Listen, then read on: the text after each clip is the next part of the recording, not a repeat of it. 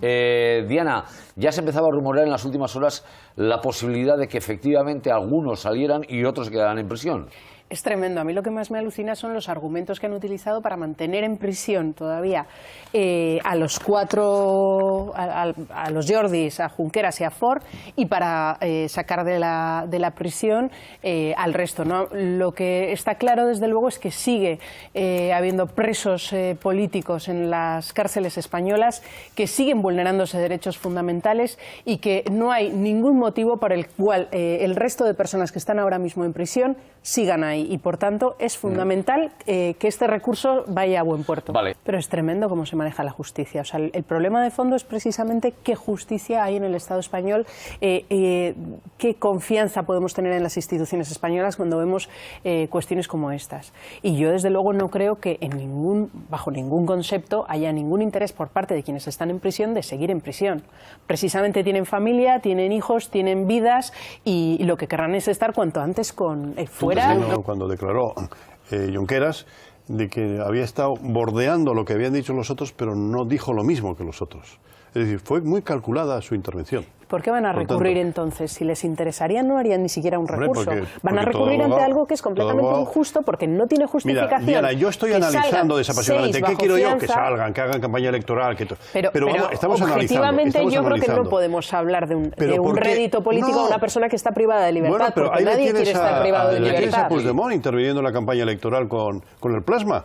Es decir, y eso, fíjate el protagonismo que está teniendo el Puigdemont en este momento, que incluso se habla de que está superando a Esquerra Republicana. Es que lo habláis en términos de beneficio. Perdona, ¿quién ha hecho todo esto? Estamos analizando, no estamos aquí. Tú no me estás preguntando a mí como Iñaki, un portavoz de algo, Iñaki, sino simplemente pero quiero decir que todo esto es consecuencia de una situación muy grave de represión por parte del Estado español, tanto judicial como de otra serie de medidas que hemos visto a lo largo de este tiempo. Para mí ahora, electoralmente, es una desventaja que estén Sí, completamente de acuerdo. No solo una cuestión personal de querer y tener derecho a estar en libertad, sino que además de poder ejercer la campaña en igualdad de condiciones respecto a tus adversarios políticos, ¿no? Pero es que ya la propia base, ¿no?, partía de que el delito de sedición no tenía cabida bajo ningún concepto precisamente con ellos, ¿no?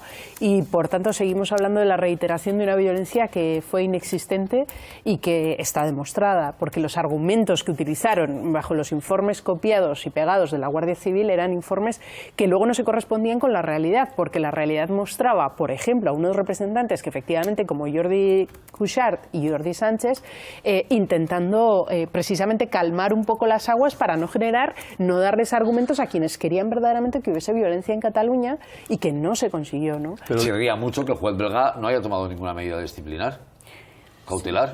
Y luego volvemos otra vez al tema de la campaña. Estábamos viendo, por ejemplo, en los tuits de las reacciones cómo se hablaba de libertad presos políticos. Recordemos que además esta es una de las cuestiones que se ha dicho, digamos, como prohibidas, ¿no?, este término, o incluso los lazos amarillos, cualquier manifestación, digamos, que refleje la realidad del país, ¿no? Esto no es, digamos, un delito o puede tener sus consecuencias, y sin embargo no, por ejemplo, entrar o intentar hacerlo en una sede como la de CUP este fin de semana, que ha habido un intento, afortunadamente por muy pocos neonazis, frente a un pueblo que fue a defender, a un número importante de gente que fue a defender la sede de CUP, pero que sin embargo esto se hace con total legalidad y sin ningún tipo de problema. Y luego pasó por las orcas caudinas de una declaración absolutamente sumisa, y la prueba está en que no están interviniendo. Entre esa postura de Forcadell y la postura de Oriol Junqueras, me quedo con la de Oriol Junqueras, independiente de que no quiere que esté en la cárcel. Pero Junqueras y los demás han hecho también este tipo de declaraciones. Han tenido que hacerlas para intentar, digamos, salir. Y es completamente lógico que Forcadell haga una declaración simbólica ante un juez. Bueno, si de eso depende su libertad. Es que ¿quién quiere estar en prisión? Por mucho que no sea... Oriol Junqueras podía haber hecho exactamente lo mismo. Y no lo ha hecho. Claro que se ha hecho.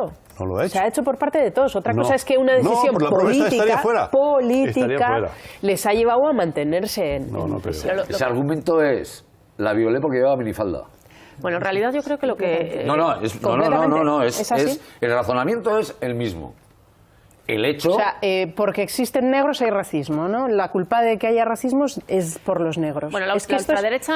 sinceramente a mí me pareció tremendamente vergonzoso y además no solo lo hizo Pablo Iglesias, posteriormente en un tuit el propio Juan Carlos Monedero hizo otra vez alusión exactamente a lo mismo. Me parece absolutamente vergonzoso que se utilice esta cuestión. Ellos saben perfectamente que esta no es la realidad, pero lo van a ser como leitmotiv de su campaña y es tremendamente brutal jugar hablando de estas cuestiones tan graves como que el independentismo despierta al fascismo, cuando si verdaderamente pasara eso, entonces es que el fascismo estaría muy a gusto con Podemos en el Estado español porque no ve que tumba los cimientos del régimen del 78. Es que esto es muy fuerte. La segunda de Pablo Iglesias fue durísima. Brutal. Sí, fue romper puentes. Sí, completamente. O sea, fue justificar la acción que está llevando a cabo el Estado español en base precisamente a la excusa del independentismo. Es que es brutal, absolutamente brutal. Yo creo que no se refería tanto a la reacción del Estado, sino como los grupos y los ataques de ultraderecha que se está viviendo y que, insisto, es algo que ya estaba ahí y que bueno, pues que han encontrado en el movimiento independentista lo que hemos vivido en los últimos meses. Pero que han encontrado gracias a la impunidad del Estado de manera sistemática. Pero es que la impunidad del Estado contra la ultraderecha ha estado ahí durante 40 años. Sí, y tenemos miles de muertos en las cunetas con total impunidad. Exacto, y entonces y ellos lo saben perfectamente y sin embargo utilizan ese argumento ahora en campaña y a mí me parece que desde aquí hay que decir que no todo vale, o sea, que no se puede ser rastrero para intentar arrebatar votos en una campaña, ¿no? Yo creo, insisto, no creo que se trate tanto de eso como de decir España tiene un problema con la ultraderecha que no hemos querido ver durante décadas, que es algo que está pasando, aumentando en los países el europeos. Independentismo lo que ha favorecido es que se vea cuál es la realidad del país. No, pero insisto, o sea, se refleje la realidad. Y tendrá que dar un paso hacia atrás y respetar también lo que el grupo, desde luego, que salga elegido, decida, porque se supone que quien sale elegido es quien tiene mayor legitimidad y potestad para tomar decisiones dentro. Entonces cierras les el partido, guste ¿no? o no les guste. Pero entonces cierras el partido. Ya, pero entonces no haber permitido que se llegue hasta este punto. Pero claro, luego está la respuesta de si hemos visto lo que es el 175. Parte porque el 155, como no se había aplicado nunca, podían haber añadido lo que quisieran. Pero hemos visto parte de lo que es el 155, que es encarcelar a personas por sus ideas, nada nuevo, digamos, en otros espacios del Estado español, pero desde luego sí hemos visto cómo son capaces de quitar legitimidad a las instituciones catalanas, de autoridad a las instituciones catalanas, que podría haber pasado en una institución vasca, en cualquier institución, eliminar, digamos, el gobierno o el Lendakari o la Lendakaricha o lo que queramos, las personas que lideran esa comunidad, anularlas por completo. Es con anestesia. ¿Por qué? Porque no se han metido ni en y posteriormente convocar unas elecciones 3. que desde luego se hacen en este panorama, ¿no? Ya la propia Junta Electoral avisó, ¿no?, de términos que estaban expresamente prohibidos, como hacer alusión a la defensa de la libertad de los presos políticos. Instituciones.